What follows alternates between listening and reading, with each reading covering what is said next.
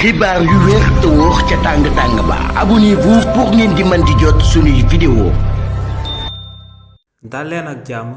seen chaîne bi di Buzz 221 HD kii di Absa Faye di première dame ci réewu Sénégal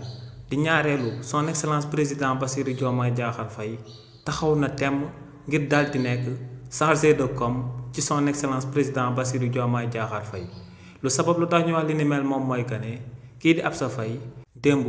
ginnaaw ba gaynde équipe nationale yi amee ndam ci seen jongante bu doon jaar ci diggante ñoom ak Égypte ci demi-finale yi ñu daan amal ca Maroc kookee dafa posté woon ci page Facebook am vidéo bi nga xam ne ci la son excellence président Bassirou Diomaye Diakhar Faye di daan zibilee te mu ànd ak foofee kii di Cheikh Tidiane Dièye di ministre de l'hydraulique et de l'assainissement ak yeneen ministre yu daal di bokk ci gouvernement bi. li ni mel nag lu muy daal di tekki rek moom mooy que ne kii di Absa Faye dogg na taxaw na temm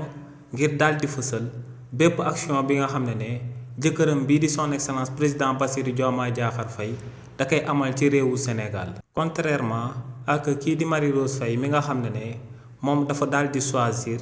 nekk ku distrait koo xam ne kenn du ko daal di gis ci réseaux sociaux yi. waaye tamit lu mot a fàttali ci mbir moomee rek moom mooy que ne kii di Absa Faye du benn yoon du ñaari yoon la publication yu mu amal ci réseaux sociaux yi daal di amal polémique waaye tamit loolee teewul benn yoon kookee di Absa Faye bañ a daal di taxaw bañ a daal di dogu ngir daal di fësal lépp li nga xam ne jëkkëram bii di son excellence président Bassirou Diomaye Diakhar Faye dina ko fi amal ci lu baax ci réewu Sénégal te loolee day daal di firnde que ne kii di Absa Faye fas yéene naa daal di gunge jëkkëram bii di son excellence président Bassirou Diomaye Diakhar Faye ci mandat wu 5 ans bi nga xam ne sénégalais yi ñoom ñoo ko ci daal di tabb mu daal di nekk sunu président de la république ñun ñëpp. xibaar yu wér te wóor ca tàng ba abonnez-vous pour ngeen di mën di jot suñuy vidéo.